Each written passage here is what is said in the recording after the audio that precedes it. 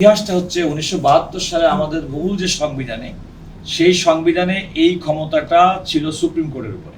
যাই হোক, পরবর্তীতে চতুর্থ সংশোধনীর মাধ্যমে এই সংশোধনীটা এই অনুচ্ছেদটি সংশোধন করে এটা সুপ্রিম কোর্টের পরিবর্তে রাষ্ট্রপতি করা হয়।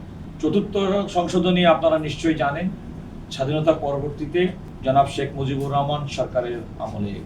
পরবর্তীতে 1979 সালে এটাকে সংশোধন করে করা হয় যে এই দায়িত্বটা রাষ্ট্রপতি করবেন, তবে সুপ্রিম কোর্টের সঙ্গে পরামর্শ করবেন। আপনারা জানেন যে আমাদের দেশে পঞ্চম সংশোধনী একটি রায় আছে, যে রায়ের মাধ্যমে আলটিমেটলি এই 1979 সালে যে সংশোধনীটি করা হয়েছিল সেটি বাতিল হয়ে যায়।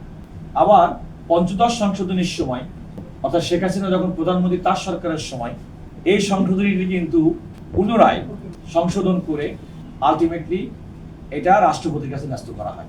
তাহলে যে সংবিধান সম্পর্কে রিটকারীদের আপত্তি, তার প্রথমটি সংঘটিত হয়েছে চতুর্থ সংশোধনীর সময়, যে সময় জনাব শেখ মুজিবুর রহমানের সরকার বাংলাদেশে ছিল।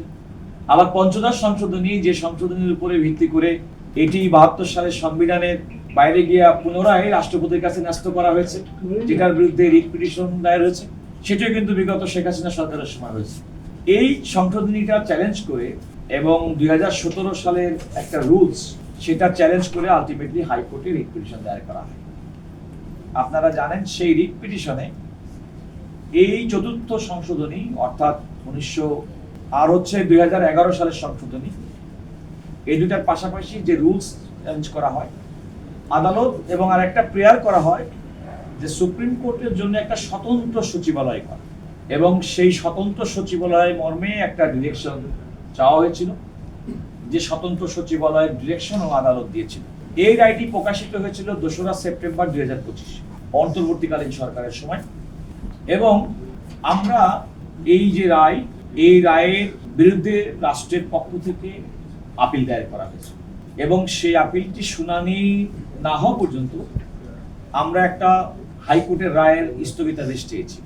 এবং আজকে বাংলাদেশের মাননীয় প্রধান বিচারপতি সহ আপিল বিভাগের 4 বিচারপতির সমন্বয়ে গঠিত বেঞ্চ আমাদের আবেদন মঞ্জুর করেছেন। অর্থাৎ হাইকোর্ট যে রায় দিয়েছিল, যে রায়ের পরিপ্রেক্ষিতে সংবিধানের 116 অনুচ্ছেদের সংশোধনী বাতিল ঘোষণা করা হয়েছিল এবং একটি স্বতন্ত্র সচিবালয় প্রতিষ্ঠার যে নির্দেশনা দেওয়া হয়েছিল, সেটি স্থগিত।